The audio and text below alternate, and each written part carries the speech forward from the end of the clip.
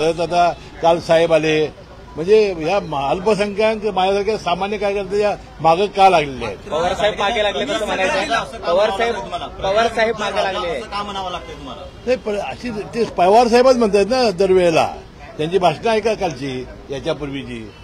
त्यांनी कायमपणानं प्रजेचाच प्रचार केलेला आहे, रयतेचा प्रचार केलेला आहे आणि मनात त्यांची भूमिका तीच असावी. परंतु तुतारी घेतल्यामुळे कितपत आव्हान वाटतं संभाजी गाडगे यांचं?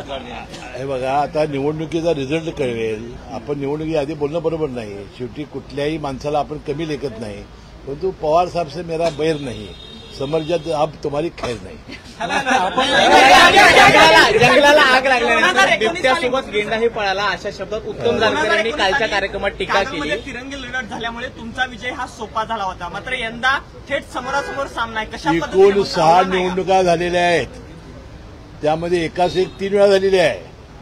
एक म्हणजे एक तिरंगी नाही, तिरंगी गेल्याच वेळा झाली. अल्पसंख्याकांचा नुकताच एक मेळावा झाला, त्याच्यात शरद पवार असं म्हणाले की अल्पसंख्याकांना चांगल्या पद्धतीने संधी यावेळेस आम्ही देणार आहोत. एकीकडे अशा पद्धतीचं वक्तव्य आणि दुसरीकडे नाही, मला त्याबद्दल म्हणायचं नाही.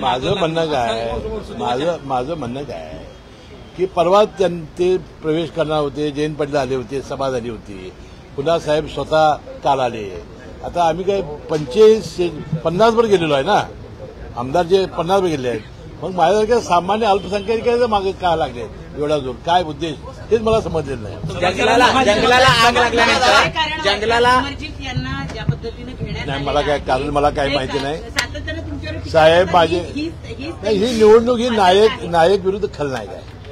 जयंत पाटील यांनी उत्तम जानकर यांची सुद्धा टीका पाहायला मिळाली तुमच्यावरती. जंगलाला आग लागल्यानंतर मला काय जयंत पाटील यांनी असा उल्लेख केला की संबंधित यांच्या संस्था चांगल्या आहेत, मात्र तुमच्या संस्था ह्या भ्रष्टाचाराने बरबडलेल्या, असा उल्लेख जयंत पाटील यांनी नाही केलेला नाही. ते जयंत पाटील बोलूच शकत नाहीत. संस्थांवर नाही, बोलू शकत नाहीत. आपण जर पाहिलं ज्यावेळेस तुमच्यावर कारवाई झाल्या होत्या त्यावेळेस ज्या कुटुंबानं ज्या पद्धतीने तुमच्या कुटुंबाची फरफड झाली होती संपूर्ण महाराष्ट्रानं पाहिली.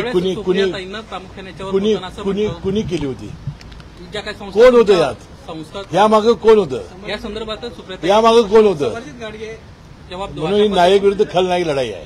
गाडगे साहेब त्यांनी म्हटलंय की आगामी निवडणुकीमध्ये जवळपास 30 ते 40 हजाराचा फरक असेल विजयामध्ये. कुणाचा? गाडगे म्हणतायत. अहो, मी तेच सांगितलं ना तुम्हाला. आता किती मतांनी येईल तर निवडणूक ठरवेल ना. तुमच्या सोबत असणारे काही नेते शरद पवारांच्या भेटी घेत असल्याचं पाहायला मिळालं. केपी पाटील असतील. अहो, मी सांगतोय ना, जिथं जागा रिक्त आहे तिथं जात आहेत ना सगळेच. पाठिंबा नाही कुणा पाठिंबा? मग आता मंडळी सगळे चाललेले आहे. अहो, असं कसं असतं? नेते जर तिकडे जात असतील तर त्याकडे तुम्ही अहो, त्यांना आता निवडणूक लढवायची ना. राष्ट्रवादी अजित पवार गट किंवा अजित पवार यांचा जो पक्ष आहे त्याला फटका बसेल का? अशी जी दांडावरची लोक आहेत ती दांड बदलतायत त्याच्यावर. अहो, ते कुठे जात आहे? ते ज्याला तिकीट मिळणार आहे तिथं विरोधी तिकीट मिळणार नाही तिथं जात आहे. राधानगरीतले तिन्ही नेते आपल्या वेळेचे जात आहेत.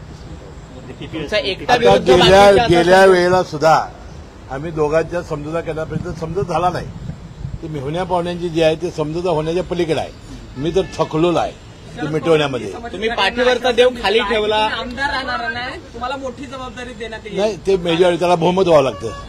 तुम्ही निवडून यावं लागतं आणि बहुमत व्हावं लागतं. सर ते म्हणतायत आम्ही आमदारच करणार नाही समर्जितना, तर मंत्री पण करू. नाही, ते निवडून यावं लागतं आणि बहुमत व्हावं लागतं. आणि